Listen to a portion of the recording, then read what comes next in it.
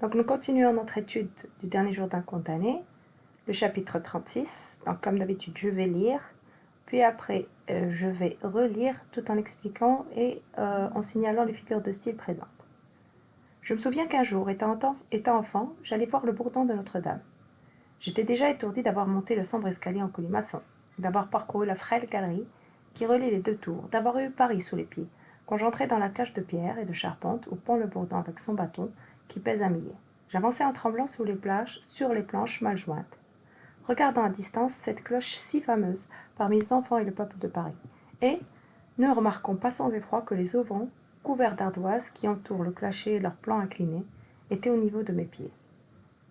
Dans les intervalles, je voyais en quelque sorte à vol d'oiseau la place du parvis Notre-Dame et les passants comme des fourmis. Tout à coup, l'énorme cloche tinta.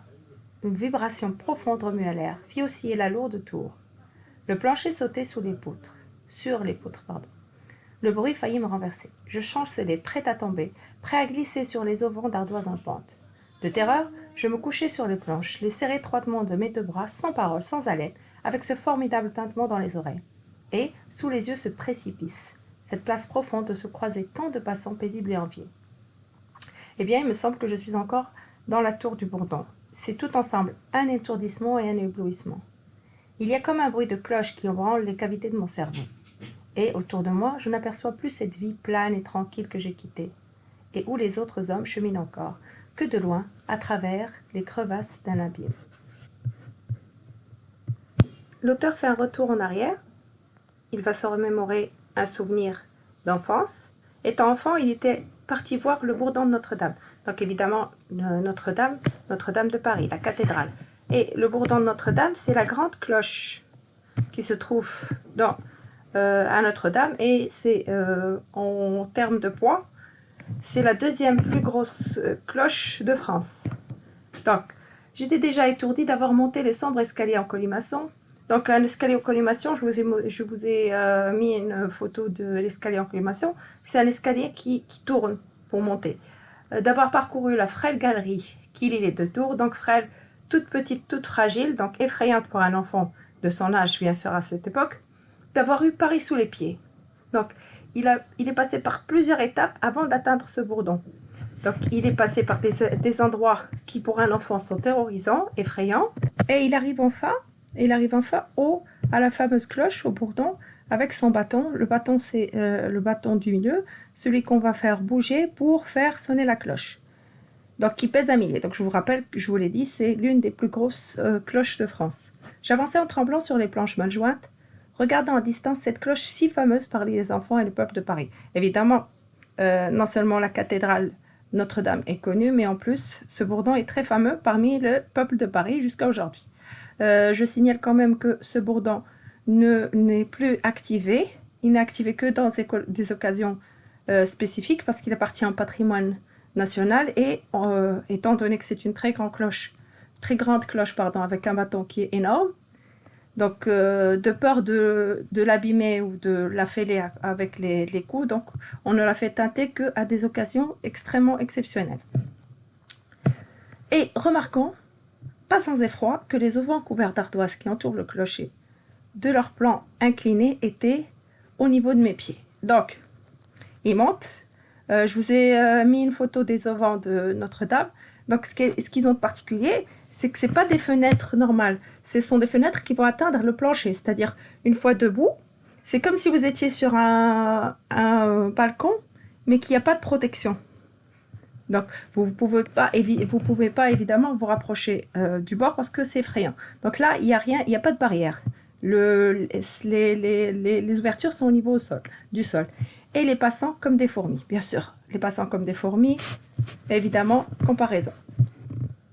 Tout à coup, bien sûr, à chaque fois qu'on va avoir tout à coup, ça va annoncer un changement de situation. Donc, il était là, effrayé, c'est vrai, mais jusqu'à présent, donc tout est tranquille, tout est calme. Et là, l'énorme cloche tinta, donc elle teinte toutes les heures. Donc là, il se trouve au moment où elle va sonner l'heure. Tout à coup, l'énorme cloche tinta. Une vibration profonde remua l'air, fit osciller la lourde tour. Donc évidemment, une cloche aussi énorme, Si on est tout proche, ça fait énormément de bruit et beaucoup de vibrations. Donc, le fait que cette cloche tinte, donc ça va faire bouger tout ce qui entoure l'enfant qu'il était. Le plancher sautait sur les poutres. Le bruit faillit me renverser. Donc, imaginez un enfant, une cloche qui s'entend à des kilomètres à la ronde et lui, il est juste à côté au moment où elle est en train de sonner. Tout est en train de vibrer autour de lui et il n'a aucun moyen de se sentir en sécurité puisque non seulement le bruit, mais aussi le mouvement. Je chancelais, c'est-à-dire qu'il allait tomber, prêt à tomber, prêt à glisser sur les auvents d'ardoise en pente. Donc, imaginez, ça bouge et en plus, il n'y a pas de sécurité et risque à tout moment de tomber du haut de la tour. De terreur, je me couchais sur les planches, les serrais étroitement de mes deux bras, sans parole. Donc, il a eu le réflexe de se jeter par terre, de ne plus bouger. Sans parole, sans haleine, avec ce formidable tintement dans les oreilles. Et sous les yeux, ce précipice. Précipice, c'est en même temps, précipice et abîme, ça veut dire la même chose, c'est-à-dire un trou très profond, un énorme gouffre. Cette place profonde où se croisaient tant de passants paisibles et enviés.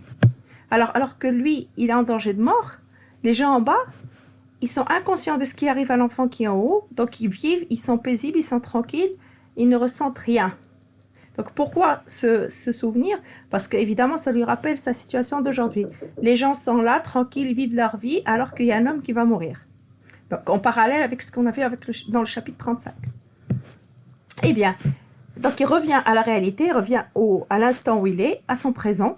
Eh bien, il me semble que je suis encore dans la tour du Bourdon. Il me semble que, évidemment, comparaison. C'est tout un ensemble, c'est tout ensemble, un étourdissement et un éblouissement. Donc c'est à la fois un étourdissement et un éblouissement. Évidemment, antithèse.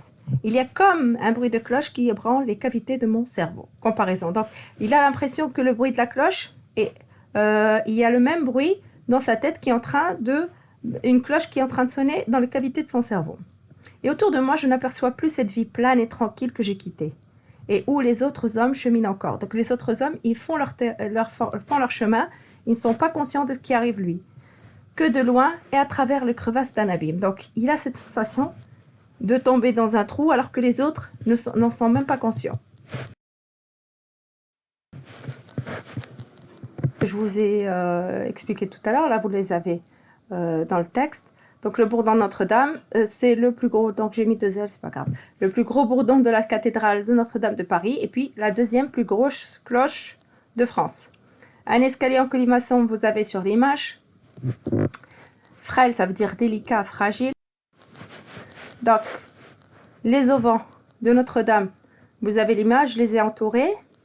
Donc ils sont en haut évidemment. La place du parvis Notre-Dame, c'est un grand espace qui est en face de la cathédrale de Notre-Dame. Un précipice, un abîme, ça veut dire la même chose. C'est un gouffre profond et très escarpé. Une pente, une pente arbre brut. Les figures de style que vous avez dans l'extrait, comparaison, comme, il me semble comme l'antithèse entre étourdissement et éblouissement, et l'anaphore. D'avoir. Donc, l'analyse du chapitre, donc ce qui s'est passé dans ce chapitre.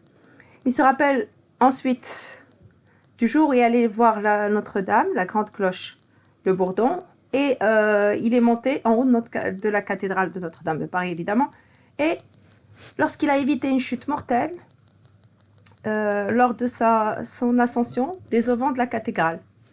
Alors que les gens en bas ne sont même pas conscients de ce qui arrive à cet enfant qui est coincé en haut.